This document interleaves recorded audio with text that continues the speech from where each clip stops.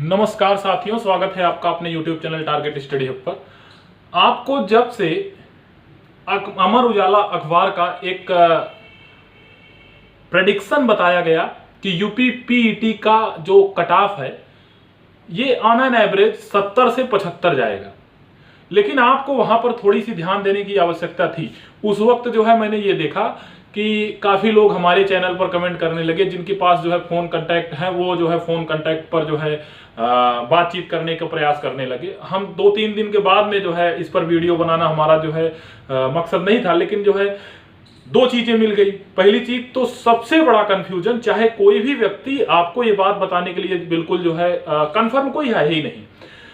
Confirm इसलिए नहीं है कि पाठ्यक्रम क्या होगा यूपी लेखपाल का, और उसके बाद में बहुत से लोगों को पता भी नहीं है।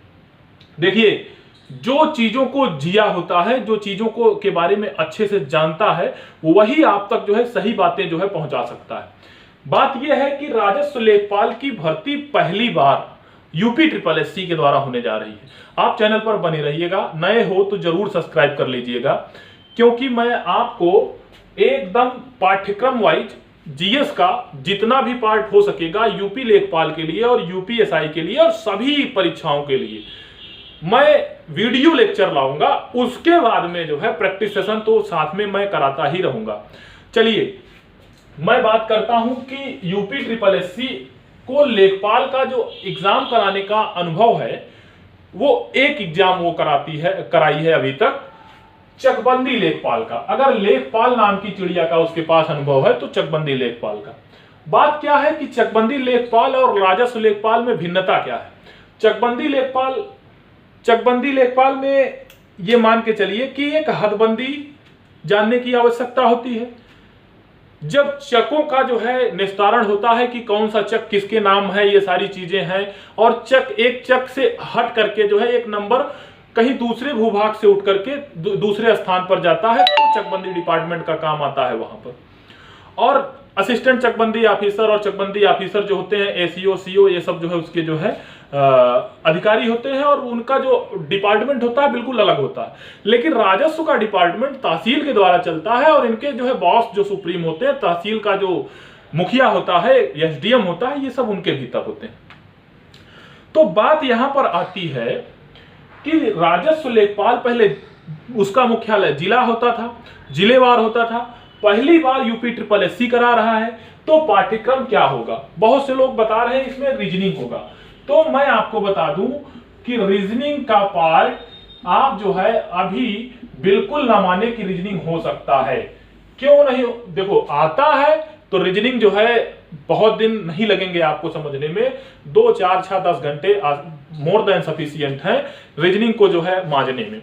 लेकिन बात यह है कि जो इसमें सबसे बड़ा जो है, इसके पहले जो यूपी SSSC चकबंदी का एग्जाम कराया था, 160 प्रश्न पूछे गए थे। उसमें भी 40 प्रश्न के गणित थे, और 40% जो है 40 क्वेश्चन जो थे वो कृषि से थे, ग्रामीण विकास से नहीं थे, कृषि से संबंधित टोटल क्वेश्चन थे। जीएस के 40 थे और हिंदी के 40 थे, और पेपर का स्तर काफी उच्च था। ठीक है। और लेकिन राजस्व में क्या था? राजस्व में 100 प्रश्न पूछे गए थे। जो 100 प्रश्न पूछे गए थे, तो मेरा क्या मानना है इस पर, राजस्व में 100 प्रश्न पूछे गए थे, और 100 प्रश्न में ये जो है 4 पार्ट में जो है जो उनका पूछा गया था, ये ग्रामीण विकास था, और मैथ थी, मैथ के बाद में हिंदी था, और जीएस था। और सभी जो है 25 क्वेश्चन का जो है स्थान एक्वायर किए थे, और जो आप उसका नंबर था 0.8 नंबर का जो है एक प्रश्न होता था। क्योंकि 20 नंबर का इंटरव्यू है, तो इस बार वो इंटरव्यू हट चुका है, साक्षात्कार इस बार नहीं है। तो मैं आपको बता दूं कि साक्षात्कार नहीं है, ये हो गया चकबंदी लेखपाल का जो है काम कुल मिला के खत्म है। तो इस बार साक्षात्कार नहीं है। तो कयास कुछ लोग लगा रहे हैं कि 100 ही प्रश्न होगा। तो 100 प्रश्न होगा, 120 प्रश्न होगा, या चकबंदी लेखपाल की तरीके से 160 प्रश्न होगा, ये कोई भी व्यक्ति नहीं कह सकता है। ठीक है।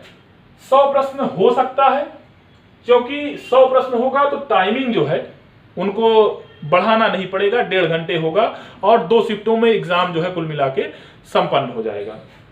चलिए, 100 प्रश्न होगा तो भी आपका जो सिलेबस होगा वो हिंदी,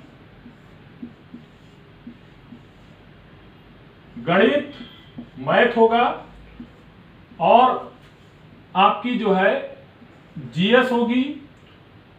और ये मान के चलिए कि यूपी ट्रिपल एससी को जो अनुभव प्राप्त है चकबंदी लेखपाल का, तो चकबंदी लेखपाल को वो जरूर फॉलो करेंगे। कृषि एंड ग्रामीण विकास ये कहा जा सकता है। तो हो सकता है कि जब वो आपका कृषि और ग्रामीण विकास,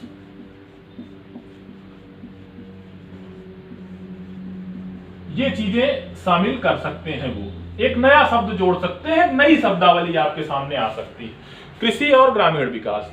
तो जो कृषि और ग्रामीण विकास है, ये मान के चलिए कि कृषि जुड़ना ही जुड़ना है, ऐसा लगता है मुझको। बाकी चीजें क्या है क्या नहीं, ये मैं आपको जो है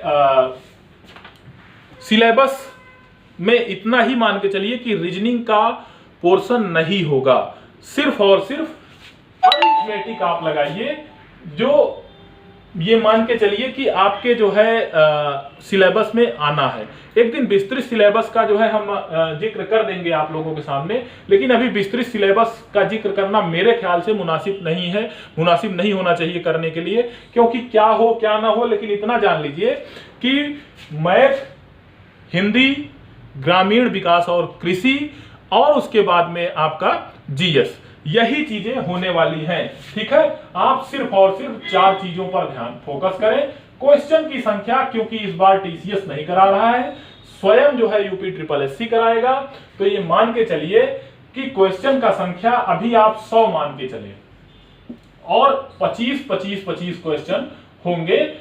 25-25-25 क्वेश्चन से ज्यादा होने के चांस नहीं है। तो 25-25 क्वेश्चन में आप ये देख लीजिए कि मैथ होगा और उसके बाद में जो है आपका जीएस होगा, और जीएस के बाद में ये आपका हिंदी होगा, और ये ग्रामीण विकास और जो है एग्रीकल्चर, इससे संबंधित क्वेश्चन पूछे जाएंगे।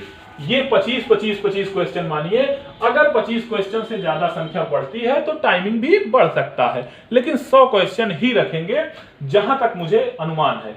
थोड़ा बहुत संशोधन करेंगे, लेकिन आप इतना जान लीजिए कि जिस हिसाब से सारे के सारे जो है आयोग हो, कोई भी हो, उनको नकल करना ज्यादा आसान होता है। तो चकबंदी लेखपाल का सिलेबस पूरा पूरा वो नकल भी कर सकते हैं, तो इसलिए ये भी नकारना नहीं चाहिए कि हो सकता है कि जो चकबंदी लेखपाल का जो है सिलेबस हो वही हो। तो ग्रामीण विकास और कृषि अगर आप पढ़ते हो, ग्रामीण विकास पढ़ते हो, तो कृषि अपने आप जो है उसी से संबंधित आ ही जाता है।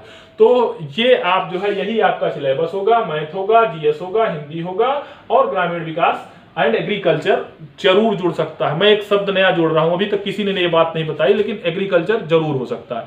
रही बात उस अमर उजाला के जो अखबार पत्र था, जो है अमर उजाला का जो अनुमान था, वो लोग बिल्कुल ये नहीं जिक्र किए हैं कि लेखपाल भर्ती के लिए।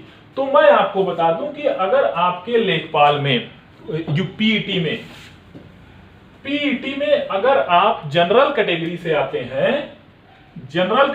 आते हैं और आपके जो क्वेश्चन हैं अगर जनरल हैं और 60 के एबव हैं, 60 के आसपास हैं, तो आप बिल्कुल जो है तैयारी में लगे रहें, आपको बिल्कुल अवसर मिलेगा।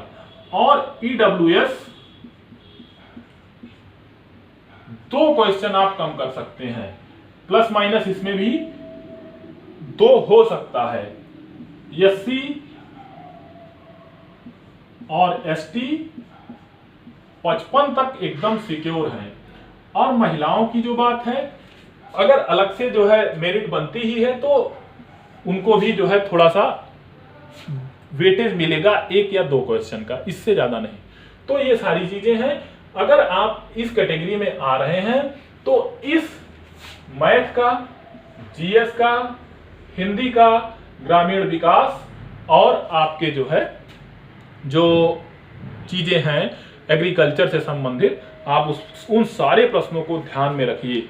एग्रीकल्चर में बहुत सी चीजें ऐसी होती हैं जो जीएस में हमेशा पूछी जाती हैं, तो आप उसको ध्यान दीजिए। निश्चित रूप से जो है यही सिलेबस होगा। चलिए बहुत बहुत धन्यवाद आपको।